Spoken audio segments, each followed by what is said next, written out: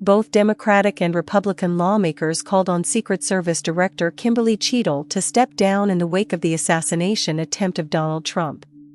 The demand came during and after a tense House Oversight Committee hearing on Monday that questioned Ms. Cheatle about her agency's security preparations ahead of a July 13 rally in Butler, Pennsylvania, that led to the attempt on Trump's life. The shooting left one person dead and 3 others wounded, including the former president. Monday's hearing was bruising for Ms. Cheatle, as lawmakers ridiculed her answers and the lack of information the agency had made public, but it was also a rare show of bipartisanship on an increasingly polarized Capitol Hill. For nearly 6 hours, members sought to answer lingering questions about the shooting, including how suspect Thomas Matthew Crooks was able to get onto a nearby rooftop and why Trump was allowed to take the stage even after a suspicious person had been reported. After the hearing, the leading Republican and Democrat from the committee, James Comer and Jamie Raskin, sent a letter to Ms. Cheatle that concretely laid out their belief that she should vacate her office. In the middle of a presidential election, the committee and the American people demand serious institutional accountability and transparency that you are not providing, the letter says. We call on you to resign as director as a first step to allowing new leadership to swiftly address this crisis and rebuild the trust of a truly concerned Congress and the American people.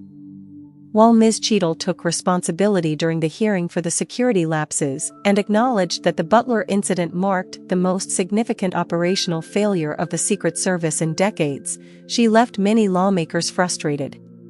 Ms. Cheatle pushed back on calls to resign and said she remained the best person to lead the Secret Service at this time. The Secret Service director also answered few questions directly, citing the ongoing investigation. The American people have questions, and they deserve answers, Oversight Committee Chairman Mr. Comer told Ms. Cheatle. You were required to provide answers and, ma'am, you did not. At times, the tense hearing on Monday seemed to devolve into fury. Lawmakers used expletives, shouted at the witness, and questioned the director's honesty and competence. I'm disgusted by your performance, Florida Congresswoman Anna Paulina Luna said. Ms. Cheatle's answers seemed to continuously spark the ire of lawmakers on the committee, many of whom said she should be dismissed if she continued to refuse to resign. It looks like you want to answer some pretty basic questions, Ohio Republican Jim Jordan, a Trump ally, said. And it looks like you cut corners when it comes to protecting one of the most well-known individuals on the planet. Throughout the hearing, some representatives groaned loudly, rolled their eyes, or muttered audibly in response to Ms. Cheatle's comments. In one of the tensest moments of the hearing, South Carolina Republican Nancy Mace uttered a string of expletives in response to another one of Ms. Cheatle's answers, specifically about how her opening remarks were leaked to U.S. media outlets over the weekend. You are being dishonest or lying, Ms. Mace said. You're just dodging. She later filed a congressional motion to impeach Ms. Cheatle, to force her out of the job. Another Republican, Georgia's Marjorie Taylor Greene, shouted at Ms. Cheatle, referring to her as a total failure. The entire country is demanding you resign, Ms. Greene said. Ms. Cheatle also acknowledged that, to date, no Secret Service officers or employees have been disciplined for what took place in Butler. According to Ms. Cheatle, a preliminary report on the shooting will be released in the next 60 days, a timeline that committee members scoffed at. New York's Alexandria Ocasio-Cortez, a Democrat, said that the delay of such a report during a tense election season was not acceptable. This is not theater, this is not about jockeying, this is about the safety of some of the most highly targeted and valued targets internationally and domestically, Ms. Ocasio-Cortez said. There needs to be answers. We need to make policy decisions. Without that, we're flying blind, she added.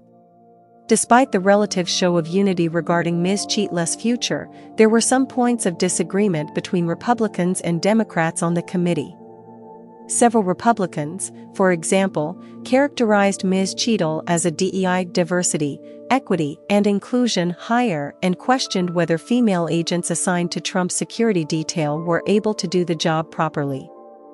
Others, such as Colorado's Lauren Boebert and Ms. Luna of Florida, hinted at conspiracy theories that have appeared online.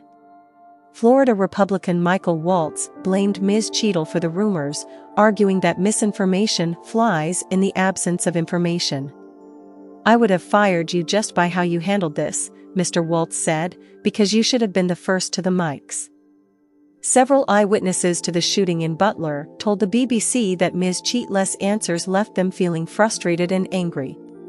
"She's trying to pass the buck," said Jean Vincent, a Butler resident. "I'm actually amazed at how insufficient her answers were. She needs to be held accountable for her total lack of competency. She put our lives at risk and needs to take responsibility."